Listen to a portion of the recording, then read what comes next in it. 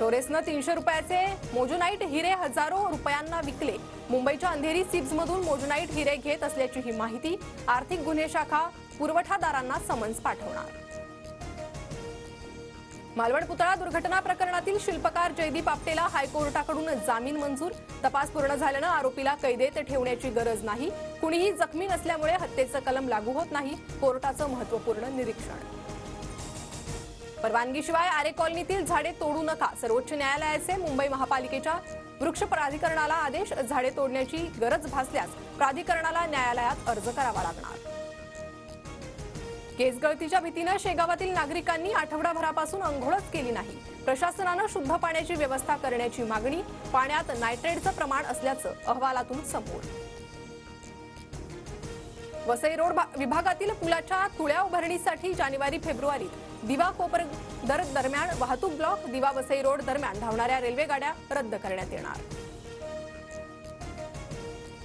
कल्याणमध्ये मद्यधुंद कार चालकाची 8 ते 10 दुचाकींना धडक। गाड्यांचं मोठ्या प्रमाणात नुकसान।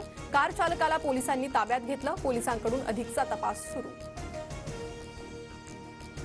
वसईत बंदुकीचा धाक दाखवून सराफा दुकानात दरोडा। मालकाच्या डोक्यात मारून सोन्याची लूट। चोरीची घटना सीसीटीव्हीत कैद। 50 तोळे सोन्याची चोरी झाल्याची माहिती।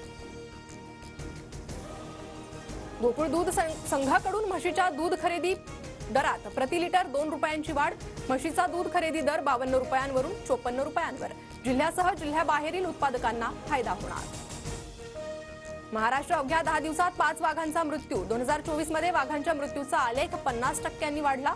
यवतमाळच्या प्रकरणात वाघाचे दात आणि नख गायब, तर भंडाऱ्यात चक्क वाघाचे तुकडे सापडल्याचा प्रकार समोर।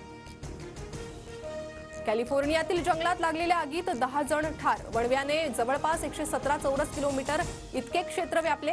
हॉलिवूडमध्ये असलेल्या अनेक अभिनेत्यांच्या घरांनाही आग।